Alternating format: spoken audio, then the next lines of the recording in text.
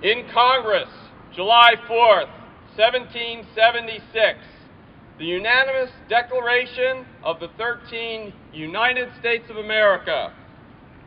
When in the course of human events, it becomes necessary for one people to dissolve the political bands which have connected them with another, and to assume among the powers of the earth the separate and equal station to which the laws of nature and of nature's God entitle them, a decent respect to the opinions of mankind requires that they should declare the causes which impel them to the separation. We hold these truths to be self-evident, that all men are created equal, that they are endowed by their Creator with certain unalienable rights, that among these are life, liberty, and the pursuit of happiness. That to secure these rights, governments are instituted among men, deriving their just powers from the consent of the governed. That whenever any form of government becomes destructive of these ends, it is the right of the people to alter or to abolish it, and to institute new government, having its foundation on such principles and organizing its power in such form as to them shall seem most likely to effect their safety and happiness. Prudence, indeed, will dictate that governments long established should not be changed for light and transient causes, and accordingly, all experience has shown that mankind are more disposed to suffer while evils are sufferable than to right themselves by abolishing the forms to which they are accustomed. But when a long train of abuses and usurpations, pursuing in variability the same object, evinces a design to reduce them under absolute despotism, it is their right, it is their duty to throw off such government and to provide new guards for their future security. Such has been the patient sufferance of these colonies, and such is now the necessity which constrains them to alter their former systems of government. The history of the present King of Great Britain is a history of repeated injuries and usurpations, all having in direct object the establishment of absolute tyranny over these states. To prove this, let facts be submitted to a candid world. He has refused his assent to laws, the most wholesome and necessary for the public good. He has forbidden his governors to pass laws of immediate pressing importance unless suspended in their operation till his assent should be obtained, and when so suspended, has utterly neglected to attend them. He has refused to pass other laws for the accommodation of large districts of people, unless those people would relinquish the rights of representation in the legislature, a right inestimable to them and formidable to tyrants only. He has called together legislative bodies at places unusual, uncomfortable, and distant from the depository of their public records, for the sole purpose of fatiguing them in compliance with his measures. He has dissolved representative houses repeatedly for opposing with manly firmness his invasion on the rights of the people. He has refused for a long time, after such disillusions, to cause others to be elected, whereby the legislative powers, incapable of annihilation, have returned to the people at large for their exercise, the state remaining in the meantime exposed to all dangers of invasion from without and convulsions within. He has endeavored to prevent the population of the states, for that purpose obstructing the laws of naturalization of foreigners, refusing to pass others to encourage their migration hither, and raising the conditions of new appropriations of land. He has obstructed the administration of justice by refusing his assents to laws for establishing judiciary powers.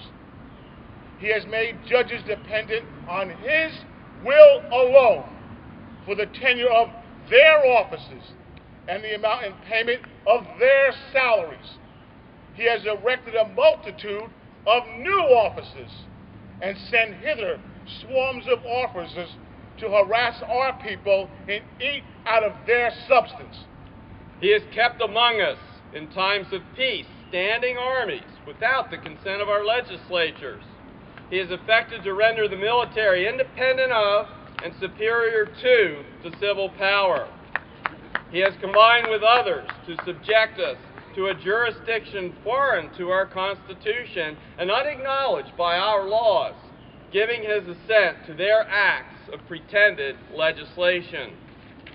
For quartering large bodies of armed troops among us, for protecting them by a mock trial from punishment for any murders which they should commit on the inhibitions of these states, for cutting off our trade with all parts of the world, for imposing taxes on us without our consent, for depriving us in many cases of the benefits of trial by jury, for transporting us beyond seas to be tried for pretended offenses, for abolishing the free system of English laws in neighboring province, establishing therein an arbitrary government, and enlarging its boundaries so as to render it at once an example and fit instrument of introducing the same absolute rules in these colonies, for taking away our charters, abolishing our most valuable laws, and altering fundamentally the forms of our government,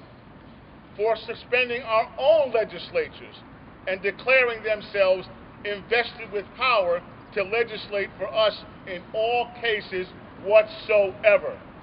He has abdicated government here by declaring us out of his protection and waging war against us. He has plundered our seas, ravaged our coasts, burnt our towns, and destroyed the lives of our people. He is at this time transporting large armies of foreign mercenaries to complete the works of death, desolation, and tyranny, already begun with circumstances of cruelty and perfidy scarcely paralleled in the most barbarous ages, and totally unworthy the head of a civilized nation. He has constrained our fellow citizens taken captive on high seas to bear arms against their country, to become the executioners of their friends and brethren, or to fall themselves by their hands. He has excited domestic insurrections amongst us, and has endeavored to bring on the inhabitants of our frontiers, the merciless Indian savages, whose known rule of warfare is an undistinguished destruction of all ages, sexes, and conditions. In every stage of these oppressions, we have petitioned for redress in the most humble terms. Our repeated petitions have answered only by repeated injury.